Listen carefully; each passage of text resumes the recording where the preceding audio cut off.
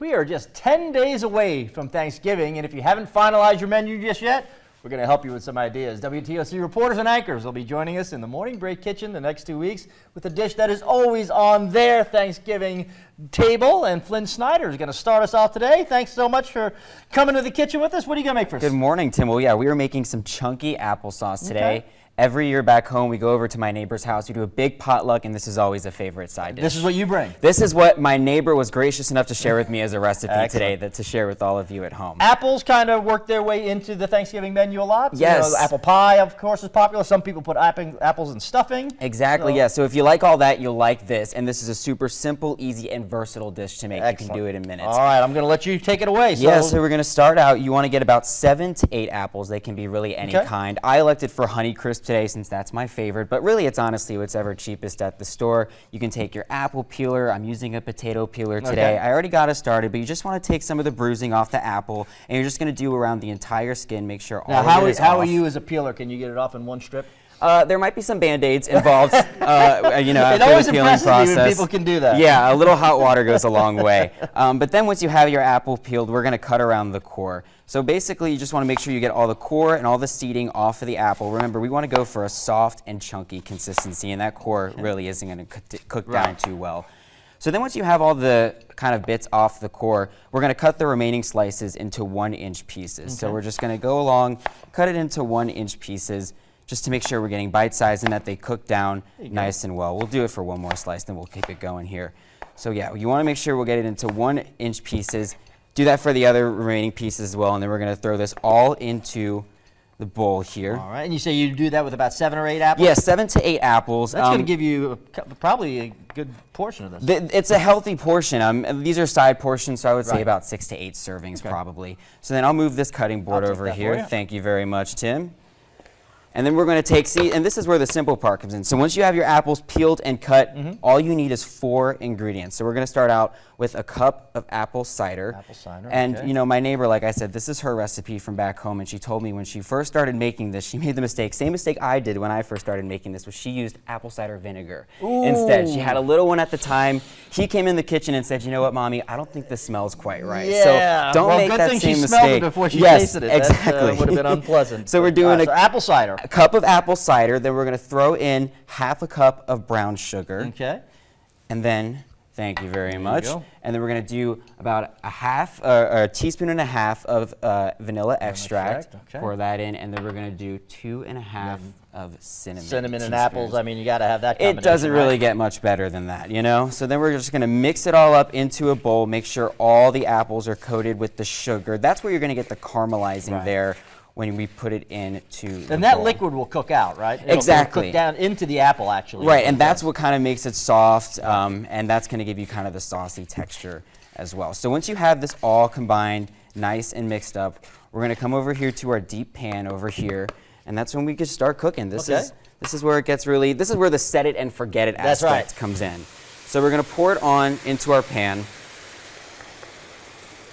You can see go. we've been heating this pan for a Yeah, little the bit. pan's been going a little bit. But you so- want to bring it up, the liquid, to a little bit of a boil, just a light boil. We're not making pasta here, we're making some apples, so you just need a little bit of a light boil. So now, is this something that you would put out as like a condiment on the table, and people could put it, you have it with their turkey, have it with whatever they want? Yeah, you know, this is a great side dish. I always love it just as, you know, like you said, a side of turkey or mashed potatoes. It really can go with anything. The only other thing I like about this too is that it can be used as a dessert or an appetizer. Like you said, a la moe it, you know, put some vanilla yeah, ice that'd cream be on great. top of it if you're, you know, you need leftovers for a sugar kick after Black Friday shopping or anything like that. So once we get this up to a boil, we're going to cut the heat a little bit and just have it at a nice simmer. Okay. And you're going to simmer it. It usually takes about 30 to 40 minutes just to simmer. You want to stir occasionally in the pot. And you know, you can work on this while you're making your stuffing, dressing, gravy, whatever else you need. You just kind of come back every 5 to 10 minutes. You do want to make it at stir the last minute, or is it something you can make ahead? You know, and this is great because you can make it at the last minute if you want to serve it hot, or you can make it a day or two ahead and serve it cold. You can serve it cold, room temp, hot, any temperature you'd like. And yeah, that's pretty much it. I like those dishes that you can make I start cooking for Thanksgiving on Right. Tuesday, so I want to make a couple things the day or the 2 days before, put them in the fridge, and if they have to come back up to heat, you just heat them up that day, or something like this you can even serve cold. That's right, Tim. Yeah, and you know what I love about this time of year too is that food becomes a great gift. Yeah. You can give gifts with food this time of year, and so this is a great gift. Send your dinner guests home with leftovers from this recipe yeah, as you well. put it in a nice decorative jar or something like that. Exactly. You can bring it to Yes. a housewarming party. Or Exactly. Yeah, and this is also a great way to make your house smell really Yeah, good. If you want that fall apple cinnamon and apple combination is just popping right out of there. And so That's you'll great. see, the apples will start to darken, they'll start to soften. And like I said, this is going to take about 30 to 40 minutes. You want to cook it until the liquid is absorbed, and you'll notice when the apples are really squishy, you really don't have to use much and effort the to bite apples into will them. take all that liquid out. Exactly right. They're kind of like potatoes in the sense that they cook down our onions in the sense, and that sugar is really going to caramelize. That's what's going to give it like that chewy, saucy texture that we're looking for. Fantastic. So yeah, 30 to 40 minutes on the pan, and then once we're done, we can take out the final product here. You'll see the apples start to brown, and Oh yeah, look at the color of those. yeah. That's completely So we get different like than a how it before started. and after shot here. That's after about 30 to 40 minutes of just simmering on the pan right there. And like I said, hot, cold, room temperature. You can eat it, whatever. I brought a little sample for you, Tim, And I if tell you'd you like what, to try. look with a nice little dollop of Heap of vanilla ice cream vanilla ice on there, cream? yes. So this is cold? This is cold, yes.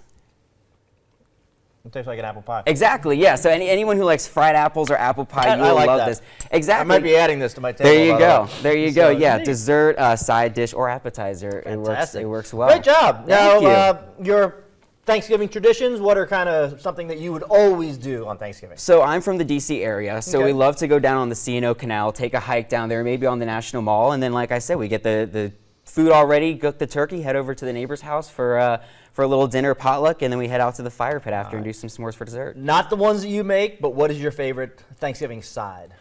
Ooh, I mean, mashed potatoes. There Who you doesn't go. love that with a little Excellent. garlic and butter in there? It doesn't get any better Hey, than well, that. we appreciate you coming into the kitchen Thanks today. for having and me Getting today. us started because we're going to be doing this all the way up to Thanksgiving. You can find Flynn's recipe of his homemade applesauce on our website, WTOC.com. But look who's joining us all the way up until Thanksgiving. On Wednesday, Sports Director Chad Maxwell is going to be here in the kitchen. He's going to make one of his favorite Thanksgiving sides, and then you can see everybody else coming in with their best dishes. And Flynn, they're going to have to work hard to live up to yours. Great job with the applesauce. Thank you, Tim. Appreciate it.